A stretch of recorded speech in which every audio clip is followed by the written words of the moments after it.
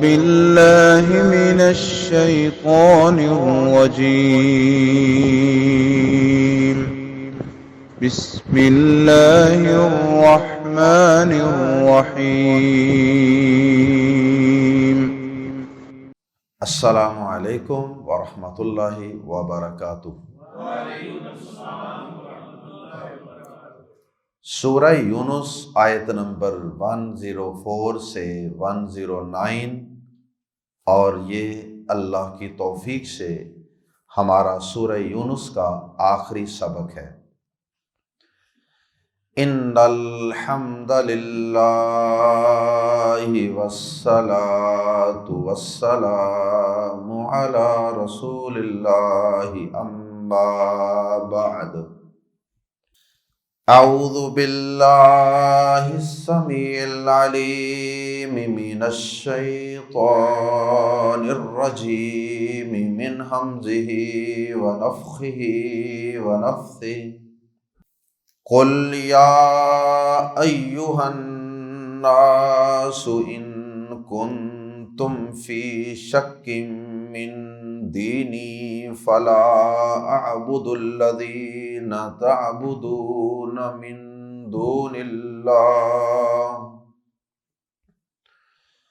ولکن اعبد اللہ الذی یتوفاکم وَأُمِرْتُ أَنْ أَكُونَ مِنَ الْمُؤْمِنِينَ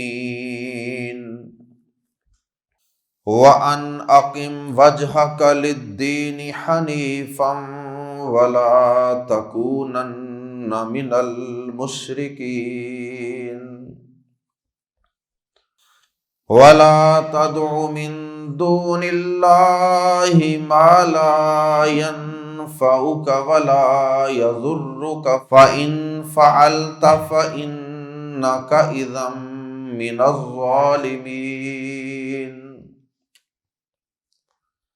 وإن يمسسك الله بضر فلا كاشف له إلا هو وإن يردك بخير فلا راد لفضله يصيب به من يشاء من عباده وهو الغفور الرحيم قل يا أيها الناس قد جاءكم الحق من ربكم فمن اهتدى فإنما يهتدي لنفسه ومن ضل فإنما يضل عليها وما أنا عليكم بوكيل واتبع ما يوحى إليك واصبر حتى يحكم الله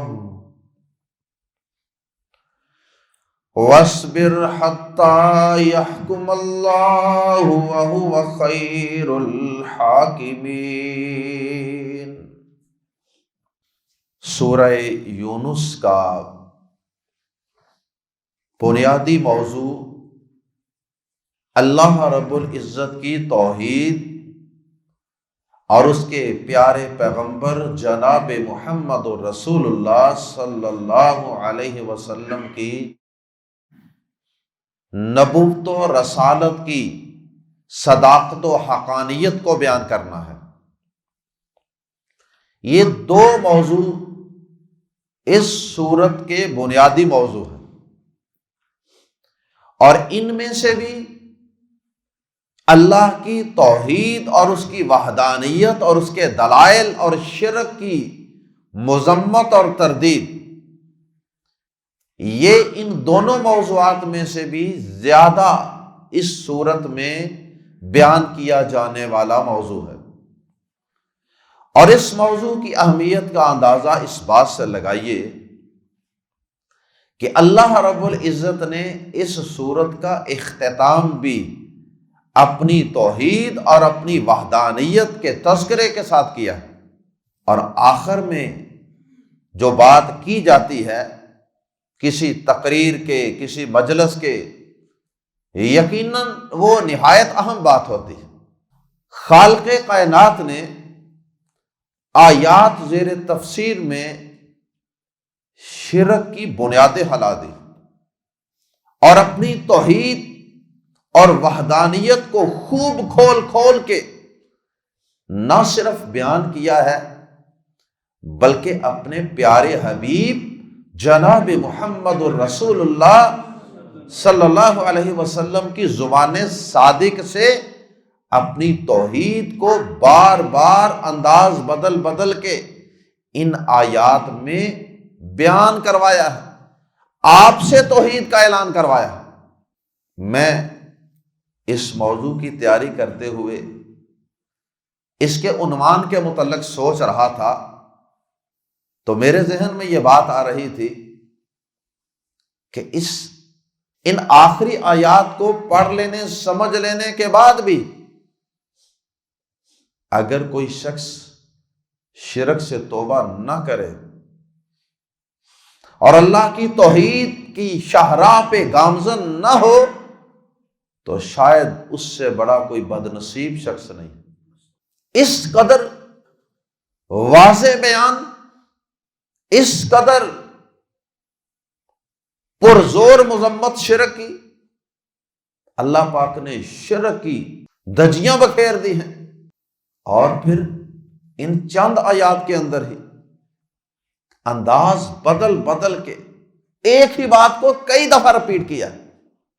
شاید کوئی اپنا عقیدہ درست کر لے، شاید کوئی شرک کی اتھاہ گہرائیوں اور گندگیوں سے، تاریکیوں سے نکل کر توحید کی روشن اور منور شاہراہ پہ آ جائے۔ اور پھر اللہ پاک نے سورت کی آخری آیات کے اندر تو جسے کہتے ہیں نا حادی مکاشڑی، اللہ پاک نے آخر میں یہ بات بتا دی کہ اچھا پھر یہ سارا کچھ بیان کرنے کے بعد بھی، پوری سورت پڑھنے کے بعد بھی، آخری آیات کا سبق سمجھنے کے بعد بھی اگر کوئی شخص نہیں سدھرتا تو پھر اس نے اپنا ہی نقصان کرنا۔ اگر کوئی سدھر جائے گا، توحید کو اپنا لے گا، شرک کو چھوڑ دے گا، اپنا ہی فائدہ کرے گا۔ اور اگر کوئی شرک پر ہی مرنے کا پختہ ارادہ رکھتا ہے اور اس کے لیے ساری زندگی دلیلیں ڈھونڈتا رہتا ہے شرک کو جائز کرنے کے لیے، تو پھر وہ نقصان نہ اللہ کا کرے گا، نہ اس کے رسول کا کرے گا، نہ ہی ایمان والوں کا، توحید والوں کا کرے گا۔ وہ نقصان کرے گا تو اپنا ہی کرے گا، وہ آخرت برباد کرے گا تو اپنی ہی کرے گا۔ اللہ اکبر۔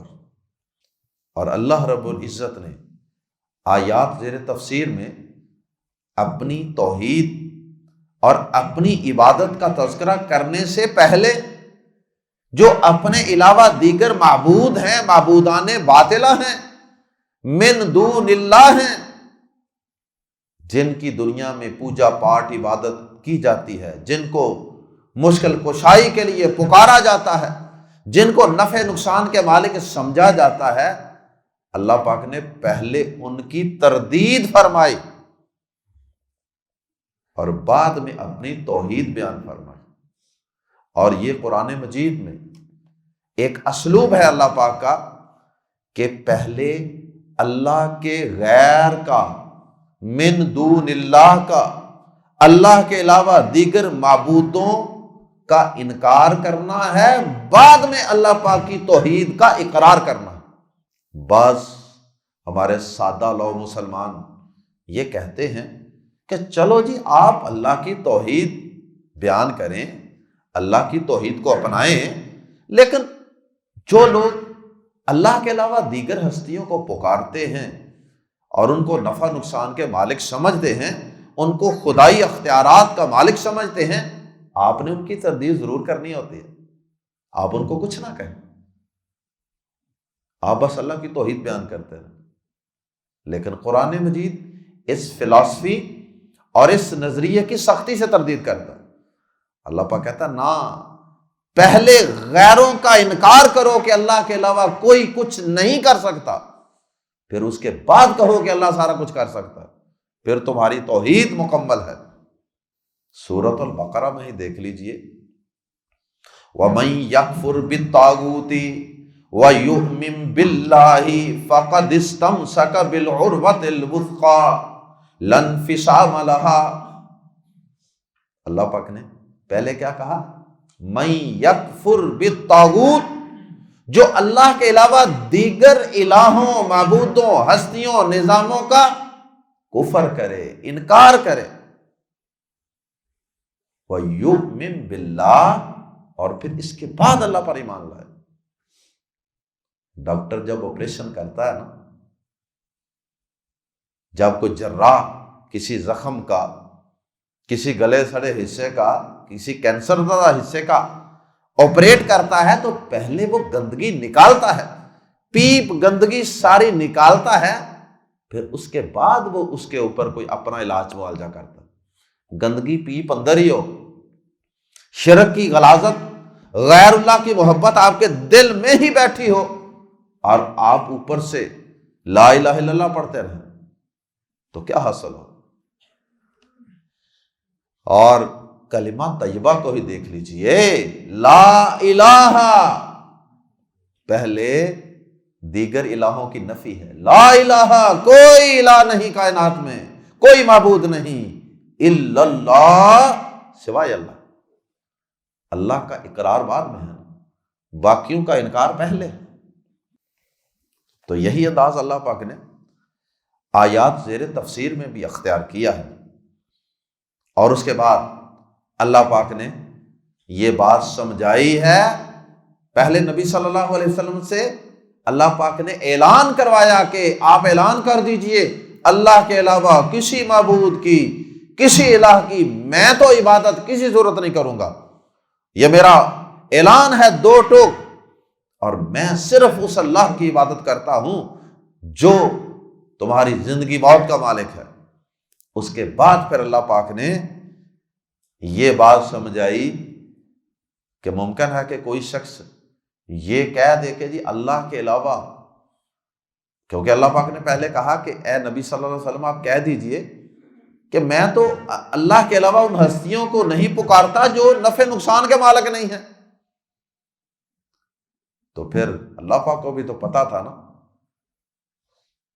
کہ یہ شرک کرنے والے میرے بندے، ان کو بھی شیطان پٹیاں پڑھائے گا اور انہیں کہے گا کہ تم ایسے کرو، پہلے ایک مفروضہ بیان کر دو، ایک غلط نظریہ قائم کر لو، ایک غلط عقیدہ بنا لو کہ جی فلاں فلاں ہستی، فلاں فلاں شخصیت، فلاں فلاں بزرگ، فلاں فلاں شجر حجر، زندہ مردہ، جاندار بے جان، جو بھی کوئی ہو، پہلے اس کے متعلق یہ عقیدہ بنا لو کہ جی وہ نفع نقصان کا اختیار رکھتے ہیں، پھر اس کے بعد ان کو پکار لو، کیونکہ اللہ نے تو یہ کہا ہے نا کہ انہیں نہ پکارو جو نفع نقصان کے مالک نے۔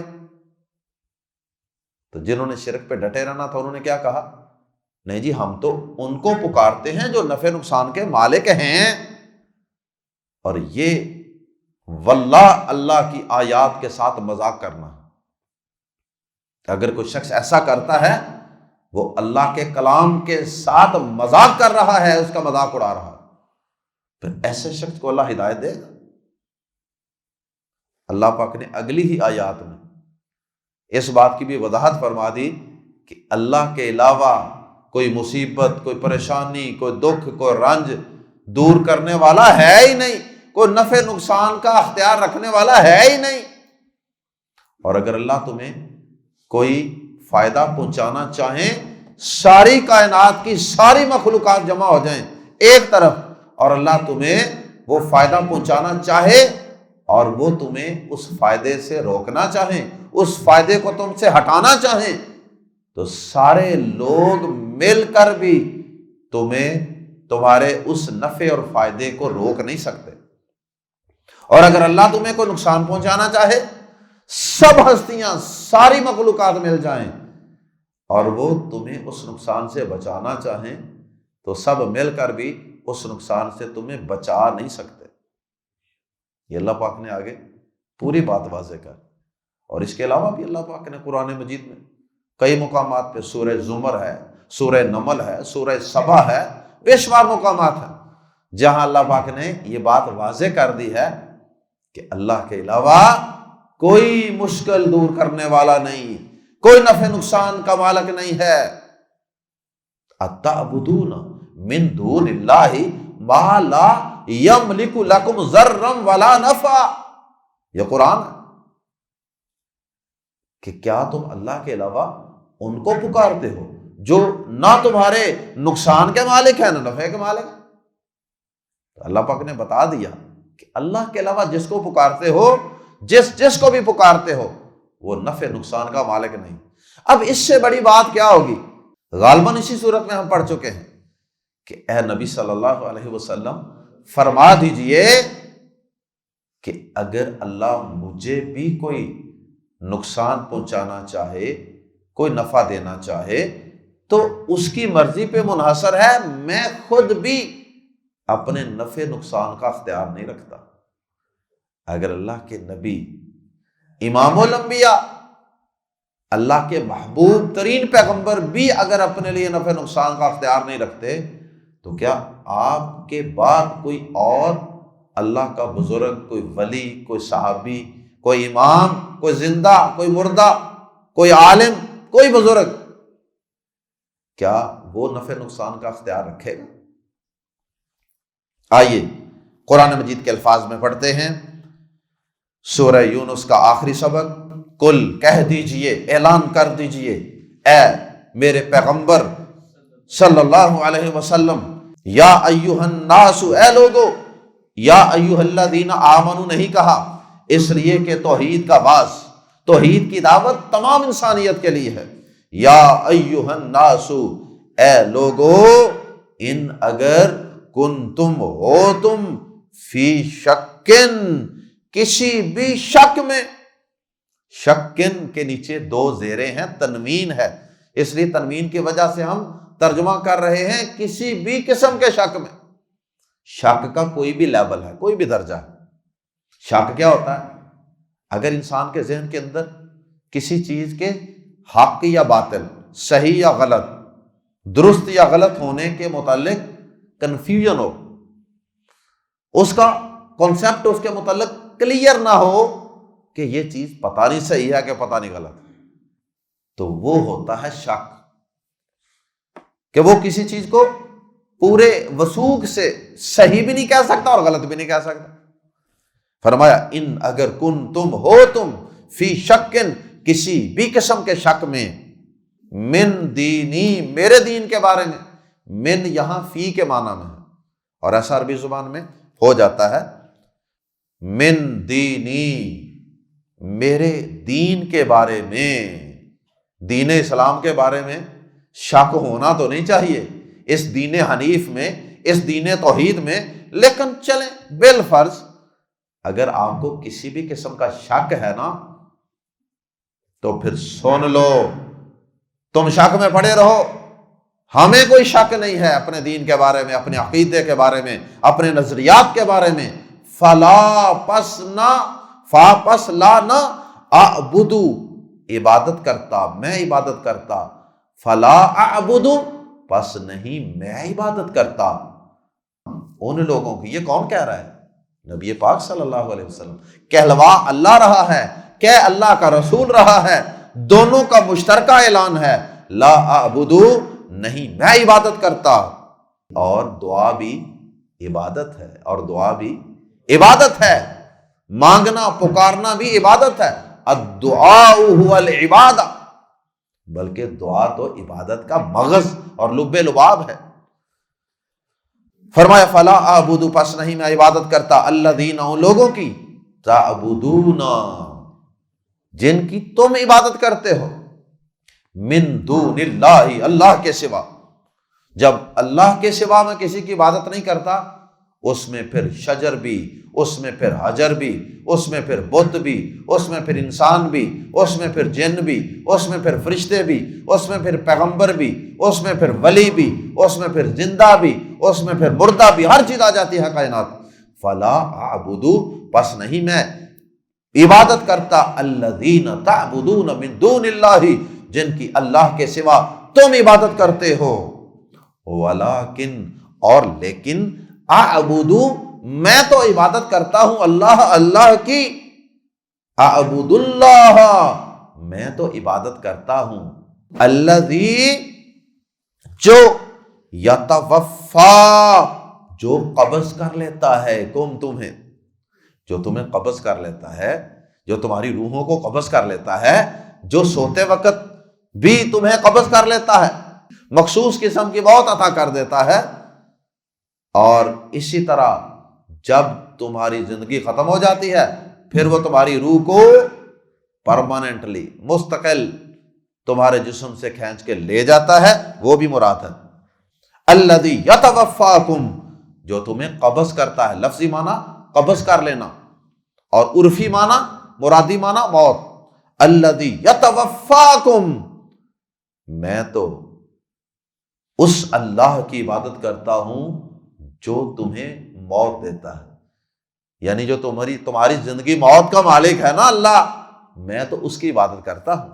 وَأُمِرْتُ، اور مجھے حکم دیا گیا ہے،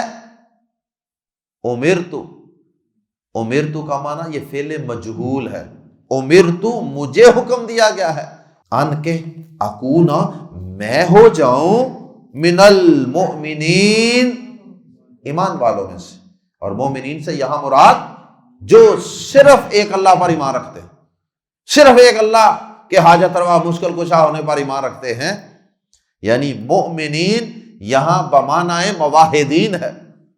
اور کہہ دیجئے کہ مجھے تو اللہ نے حکم دیا ہے کہ میں صحیح مومن بن جاؤں جس کے عقیدے میں، جس کے ایمان میں شرک نہ ہو، اور جس کے عقیدے میں شرک بھی ہو وہ مومن نہیں ہے۔ وَأَن، اور یہ کہ دیکھیے انداز بدل بدل کے توحید سکھائی جا رہی ہے، سمجھائی جا رہی ہے، ذہنوں میں اتاری جا رہی ہے۔ وَأَن، اور یہ کہ، یعنی مجھے اس کا بھی حکم دیا گیا، کس چیز کا؟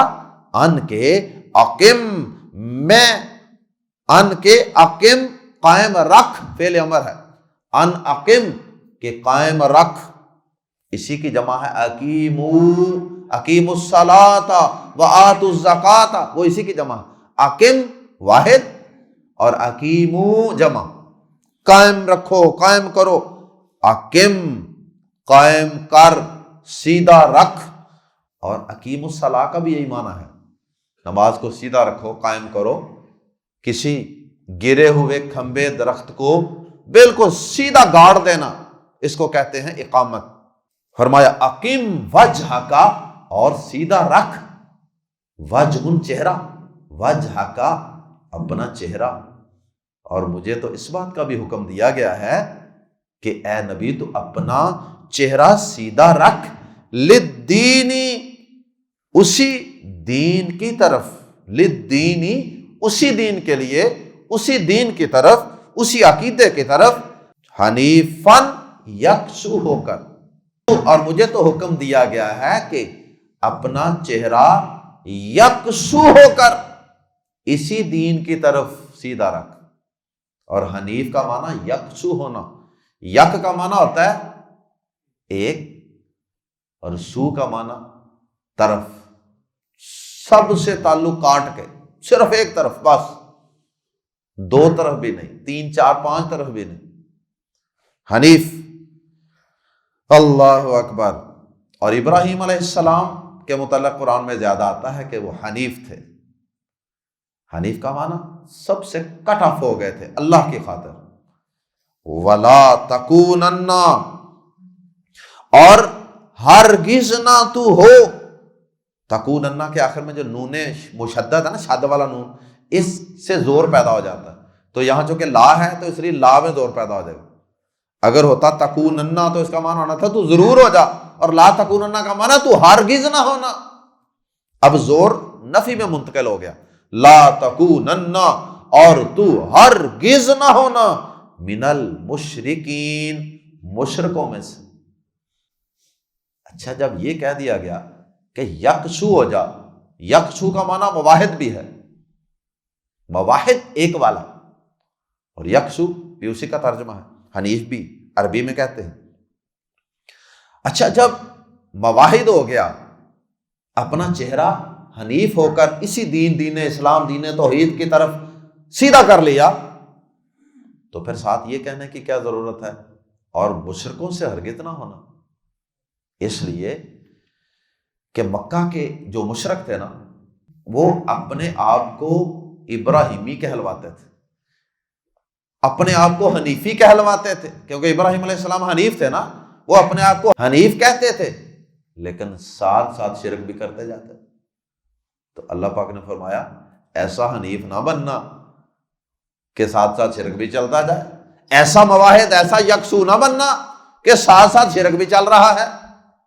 جیسے ہمارے آج کل کے بہت سے سادہ لوگ قرآن کے ترجمے تفسیر سے، قرآن کی مجلسوں سے، قرآن فہمی سے، قرآن سیکھنے سکھانے سے دور، سادہ لوگ مسلمان جو سنا بس وہی انہوں نے عقیدہ بنا لیا، تو ان کا بھی یہی حال، اپنے آپ کو مسلمان بھی کہتے ہیں، مومن بھی سمجھتے ہیں، مواحد بھی سمجھتے ہیں، توحید کے علم بردار بھی کہتے ہیں، لیکن شرک بھی کیے جا رہے ہیں۔ وہ بھی ایسا کرتے تھے۔ اللہ پاک نے اس لیے کہا کہ نبی صلی اللہ علیہ وسلم کہہ دیجئے، اپنے چہرے کو سیدھا حنیف یکسو کر لیجئے اسی دین کی طرف، اور مشرکوں میں سے ہرگز نہیں ہونا۔ وَلَا تَدْعُو، اور مت پکار، تدعو کے اندر بھی دعا کا لفظ چھپا ہوا ہے، وَلَا تَدْعُو، اور دعا مت کر، اور مت پکار، من دون اللہ، اللہ کے سوا، دیکھیں قرآن من دون اللہ کا لفظ کتنا بولتا ہے۔ قرآن صرف بتوں کی تردید نہیں کرنے کے لیے آیا کہ بتوں کو پکاریں تو شرک ہے، دیوار کو پکار لیں، دروازے کو پکار لیں، درخت کو پکار لیں تو پھر شرک ہو نہ ہو، نہیں، اللہ کے سوا کسی کو بھی پکاریں گے وہ شرک ہے۔ اس لیے من دون اللہ کا لفظ بار بار بولا گیا۔ جب ہم کہتے ہیں نا نان مسلم، تو اس میں صرف عیسائی آتے ہیں کہ صرف یہودی آتے ہیں کہ صرف ہندو آتے ہیں، مجوسی آتے ہیں؟ سارے آ جاتے ہیں، جتنے بھی مسلمانوں کے علاوہ مذاہب ہیں وہ سارے آ جائیں گے۔ ایسے جب من دون اللہ کہیں گے، ایک اللہ ہے اور ایک اللہ کا غیر ہے، بس دو چیزیں، ایک خالق ہے باقی مخلوقات۔ وَلَا تَدْعُو، اور مت پکار اے نبی صلی اللہ علیہ وسلم، من دون اللہ، اللہ کے سوا، اور اللہ کو چھوڑ کر مت پکار، ما ان چیزوں کو، لا ینفعو، جو نہ نفع دیں کا تجھے، ولا یضر، اور نہ نقصان پہنچائیں کا تجھے۔ اس میں ساری چیزیں آ جاتی ہیں من دون اللہ، کوئی بھی چیز ہو، جاندار، بے جان، زندہ، مردہ۔ فَإِن، پھر اگر، فعلتا، تو نے ایسا کر لیا کہ اللہ کے سوا کسی اور کو پکار لیا، کیونکہ اللہ کے سوا تو کوئی نفع نقصان کا مالک ہی نہیں ہے۔ یہ نہیں مطلب کہ ان کو پکارو اللہ کے سوا جو نفع نقصان کے مالک ہے، یہ میں نے پہلے اس کی وضاحت کر دی، یہ طویل ہوگی قرآن کی، یہ قرآن سے مذاق ہوگا۔ اگلی آیات بھی اس کی اس گمراہ کن عقیدے اور سوچ کی تردید کرنے کے لیے آ رہی ہے، بلکہ مطلب اس کا یہ ہے کہ اللہ کے سوا جس کو بھی پکاریں گے وہ نفع نقصان کا مالک نہیں ہے۔ اور حضرت عبداللہ بن عباس رضی اللہ تعالیٰ عنہ بیان کرتے ہیں، جامع ترمذی میں حدیث، فرماتے ہیں کہ نبی صلی اللہ علیہ وسلم نے ایک دفعہ مجھے فرمایا کہ اے لڑکے، اور بھی کچھ باتیں سمجھائیں، اللہ کا دھیان رکھ، اللہ تیرا دھیان رکھے گا، مطلب تو اللہ کی مان، اللہ تیری مانے گا، تو اللہ کو یاد کر، اللہ تجھے یاد کرے گا۔ اور پھر فرمایا کچھ مانگنا ہو تو اللہ سے مانگ، اور اگر مدد بھی مانگنی ہو تو اللہ سے مانگ، اس لیے کہ اگر ساری مخلوقات جمع ہو جائیں تمہیں کوئی فائدہ پہنچانے کے لیے، لیکن اللہ پاک وہ فائدہ نہ پہنچانا چاہیں، سب مل کر بھی تمہیں وہ فائدہ نہیں پہنچا سکے۔ اور اسی طرح اگر ساری مخلوقات مل کر تمہیں کوئی نقصان پہنچانا چاہیں اور اللہ تمہیں وہ نقصان نہ پہنچانا چاہے، سب مل کر بھی تمہیں نقصان نہیں پہنچا سکیں گے۔ یہ نصیحت فرمائی نبی صلی اللہ علیہ وسلم نے اپنے چچا عباس کے بیٹے عبداللہ رضی اللہ تعالیٰ عنہ کو، جو کم عمر صحابی تھے۔ فرمایا فَإِن، پھر اگر فعلتا، تو نے کر لیا، یعنی تو نے ایسا کر دیا، کسی اور کو پکار لیا اللہ کے سوا نفع نقصان کا مالک سمجھ کے، فَإِنَّكَ، اب یہ نبی پاک صلی اللہ علیہ وسلم نے تو ایسا نہیں کرنا، مراد یہ ہے کہ اگر اللہ پاک نبی کو اتنا زیادہ شرک کرنے کی صورت میں ڈانٹ رہے ہیں تو پھر میں اور آپ کس کھیت کی مولی ہیں؟ فَإِن فَعَلْتَ، پھر اگر تو نے ایسا کیا، فَإِنَّكَ، تو یقیناً تو اذن، تب اس وقت، من الظالمین، ظالموں میں سے ہوگا۔ ڈرانے کے لیے نا بھائی، اللہ تو اپنے رسول کو بھی اتنا ڈانٹ رہا ہے کہ اللہ شرک اگر کر لیا تو تجھ سے بڑا ظالم کوئی نہیں، اور شرک سے بڑا ظلم کوئی نہیں۔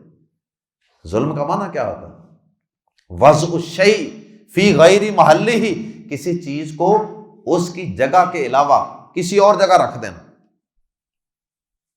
جو کسی چیز کا مقام ہے اس کو وہاں سے اٹھا کر کسی غلط جگہ رکھ دینا، اس کو کہتے ہیں ظلم۔ اب عبادت حق کس کا تھا؟ خالق کا، اور وہ حق اٹھا کے کس کو دے دیا؟ مخلوق کو، تو یہ ظلم ہو گیا۔ اس لیے شرک ظلم عظیم ہے، سب سے بڑا ظلم، سب سے بڑی ناانصافی۔ اور یہ وہی انداز ہے جو اللہ پاک نے قرآن میں کہا نا کہ فَإِنْ أَشْرَكْتَ لَيَحْبَطَنَّ عَمَلُكَ۔ اے نبی صلی اللہ علیہ وسلم، ہم نے آپ سے پہلے رسولوں کی طرف بھی یہی وحی کی تھی اور آپ کی طرف بھی یہی وحی کر رہے ہیں۔ سارے رسولوں کو ہم نے یہ بات کہی تھی کہ اے رسول، اگر تو بھی شرک کرے گا تو تیرے اعمال کو بھی ضائع اور برباد کر دوں گا۔ اب رسولوں نے کیا شرک کرنا؟ جو سب سے بڑے توحید کے محافظ تھے، جو سب سے بڑے بت شکن تھے، انہوں نے شرک نہیں کرنا تھا۔ اصل میں اللہ پاک نے ان کو ڈانٹ کر ہمیں سمجھایا، ان کو مخاطب کر کے ہمیں سمجھایا۔ سن لو نفع نقصان کے حوالے سے، وَإِنْ، اور اگر یمسس، چھوئے، اور اگر پہنچائے، کا تجھے، اللہ بھی، ساتھ، ضرن، کسی تکلیف کے، اور اگر اللہ تمہیں کسی تکلیف کے ساتھ چھوئے، مراد یہ کہ اللہ تمہیں کوئی تکلیف پہنچائے، فلا، پس نہیں، کوئی نہیں، کاشفہ، دور کرنے والا۔ کاشف کا معنی فاعل، کاشف، دور کرنے والا۔ کشفنا کا لفظ پیچھے ہم پڑھ چکے ہیں۔ فلا کاشفہ، تو کوئی دور کرنے والا نہیں، کوئی ہٹانے والا نہیں، لہو، اس تکلیف کو، الا ہو، مگر وہی۔ بتا دیا اللہ نے کلیئر کٹ کہ اللہ کے سوا کوئی نفع نقصان کا مالک ہے ہی نہیں۔ اللہ اکبر۔ اور سورہ نمل میں اللہ پاک نے فرمایا اَمَّن يُجِيبُ الْمُضْطَرَّ إِذَا دَعَاهُ وَيَكْشِفُ السُّوءَ، کون ہے جو بے قرار کی دعا کو قبول کرتا ہے؟ کون ہے جو بے قرار کی دعا کو قبول کرتا ہے جب وہ اسے پکارتا ہے؟ وَيَكْشِفُ السُّوءَ، اور کون ہے جو تکلیف کو دور کرنے والا ہے؟ سوالیہ انداز میں اللہ نے پوچھا، مطلب یہ ہے کہ اللہ کے سوا کوئی نہیں۔ وَإِن يُرِدْكَ، اور اگر ارادہ کرے تیرے ساتھ، یرد ارادہ کرے، کا تیرے ساتھ، اگر وہ ارادہ کرے تیرے ساتھ، بھی کا خیرن، کسی بلائی، بھی خیرن، کسی بلائی کا، فلا راد، پس نہیں ہٹانے والا، پس نہیں رد کرنے والا، پس نہیں ہٹانے والا، لی کو، فضل ہی، اس کے فضل کو۔ تو کوئی اس کے، اور اگر وہ تیرے ساتھ کسی بلائی کا ارادہ کر لے تو کوئی اس کے فضل کو ہٹانے والا نہیں ہے۔ یہی پڑھتے ہیں نا ہر نماز کے بعد جو اذکار ہیں، اللہم لا مانع لما اعطیت ولا معطی لما منعت، اے اللہ جو تو دینا چاہے کوئی ہٹا نہیں سکتا، اور جو تو نہ دینا چاہے کوئی دے نہیں سکتا۔ ہر نماز کے بعد یہ دعا صحیح بخاری میں موجود ہے، نبی صلی اللہ علیہ وسلم پڑھا کرتے ہیں۔ یصیبو، وہ پہنچا دیتا ہے، اصابہ یصیبو پہنچا دینا، اور مصیبت کہتے ہیں پہنچنے والی چیز کو۔ یصیبو وہ پہنچا دیتا ہے، بھی اس کو، وہ اسے پہنچا دیتا ہے یعنی اپنے فضل کو، من یشاء جسے چاہتا ہے، من عبادہ اپنے بندوں میں سے، اللہم اجعلنا منہ، وَهُوَ الْغَفُورُ الرَّحِيمُ، اور وہ بے حد بخشنے والا نہایت رحم والا ہے۔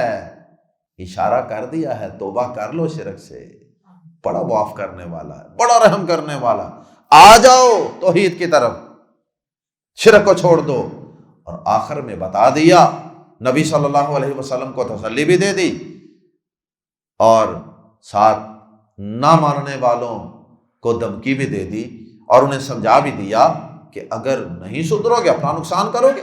قل کہہ دیجئے اے نبی صلی اللہ علیہ وسلم، یا ایھا الناس، اے لوگو، قد یقیناً جاء آ گیا ہے، کم تمہارے پاس، الحق حق، من ربکم تمہارے رب کی طرف سے، تمہارے پروردگار کی طرف سے، فمن فاتو، من جو کوئی، اہتدی سیدھے راستے پر آ گیا، تو جس نے ہدایت پائی، جس نے رہنمائی پا لی، فَإِنَّمَا، تو صرف، یہتدی وہ راستے پر آتا ہے، وہ ہدایت قبول کرتا ہے، لی کے لیے، نفس ہی اپنی جان، تو وہ اپنی جان ہی کے لیے ہدایت پاتا۔ وَمَنْ ضَلَّ، اور جو کوئی گمراہ ہوا، شرک کی دلدلوں میں پھنسا رہا، اسی پہ مر گیا، زندگی برباد کر لی اس نے۔ وَمَنْ ضَلَّ، اور جو کوئی گمراہ ہوا، فَإِنَّمَا، تو صرف، یہ کلمہ حسر ہے، فَإِنَّمَا تو صرف، یَضِلُّ وہ گمراہ ہوتا ہے، علیہا، ہاں کی ضمیر لوٹ رہی ہے نفس کی طرف، علیہا وہ اسی پر ہے، اور جو گمراہ ہوتا ہے تو اس کی گمراہی کا وبال اسی اپنی جان پر ہی ہے، اس کا بوجھ اسی پر ہی ہے۔ وما، اور اے نبی صلی اللہ علیہ وسلم آپ ان کو کہہ دیجئے، وما آنا، اور نہیں ہوں میں، علیکم تم پر، بازر بھی کی وجہ سے زور پیدا ہو جائے گا نفی میں، بازر بھی، ہرگز، وکیل، کوئی وکیل، کوئی نگران، میں کوئی تمہارا محافظ و نگران نہیں ہوں، اگر تم توحید قبول نہیں کرو گے تو نہ کرو، مجھ سے نہیں پوچھا جائے گا، میں نے اپنا فرض پورا کر دیا ہے تمہیں توحید سمجھانے کے لیے اور شرک سے ڈرانے کے لیے۔ اور اے نبی صلی اللہ علیہ وسلم آپ کے لیے نصیحت ہے، توحید کی دعوت دینے والوں تمہارے لیے نصیحت ہے، واتبع، اور پیروی کر، ما جو یوحا وحی کی جاتی ہے، فعل مجہول پیسے وائس ہے، ما یوحا جو وحی کی جاتی ہے، الیکا، الا جمع کا، طرف آپ کی طرف وحی کی جاتی ہے، اس کی پیروی کیجئے، ادھر ادھر کی باتوں پہ دھیان نہیں دینا، لوگ کیا کہتے ہیں، بس جو وحی کی جاتی ہے اسی کی پیروی کیجئے، وصبر، اور صبر کیجئے۔